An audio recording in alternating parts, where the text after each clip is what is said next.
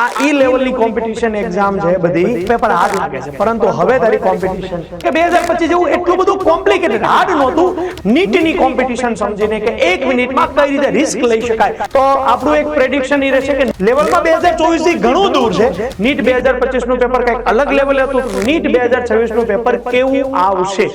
20 એપ્રિલના રોજ એનટીએ એક ટ્વીટ કરે છે અને જે કહે છે કે ભાઈ આ કાગળ નથી, આ એક પેપર છે ને એ પણ તમારી સ્કૂલની પરીક્ષા નથી, રિયલ કોમ્પિટિશન એક્ઝામ છે. ડરાવવા માટે છે?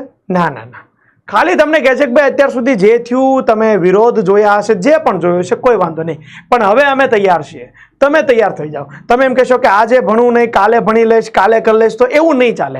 આ ઈ લેવલની કોમ્પિટિશન એક્ઝામ છે બધી કે જેમાં તમારે પોતાનું બેસ્ટ આપવું જ પડશે. અને જ્યારે આવી બધી ટ્વીટ આવે ને ત્યારે એક પ્રશ્ન આવે કે ભાઈ નીટ 2024 નું પેપર ખૂબ જ ઇઝી હતું, નીટ 2025 નું પેપર કંઈક અલગ લેવલે હતું, તો નીટ 2026 નું પેપર કેવું આવશે. ચલો ભાઈ થોડુંક પ્રેડિક્શન આપણે પણ કરી લઈએ કે નીટ 2026 નું પેપર કેવું હોવું જોઈએ. બાયોલોજી, ફિઝિક્સ, કેમેસ્ટ્રી આ બધી વસ્તુ છે. તો હું તને એવું કહીશ કે નીટ 2025 ને ધ્યાનમાં રાખવામાં આવે તો પેપર હાર્ડ લાગે છે, પરંતુ હવે તારી competition you versus around 22 lakh students અને હવે જે પેપર હશે એ 2024 જેટલું ઇઝી તો નહીં જ હોય.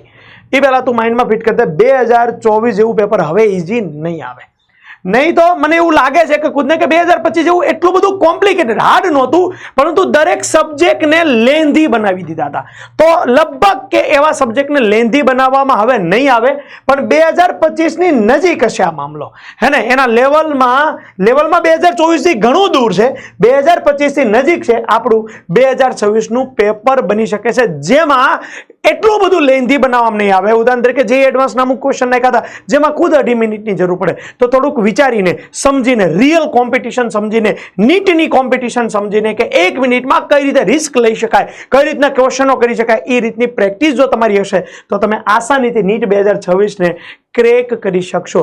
તો આપણું એક પ્રેડિક્શન એ રહેશે કે નીટ 2025 ની ખૂબ જ નજીકનું, હે ને, આ જે છે તમારી માટે પેપર બની શકે છે. તો થઈ જાઓ તૈયાર ધમાકેદાર કોમ્પિટિશન માટે.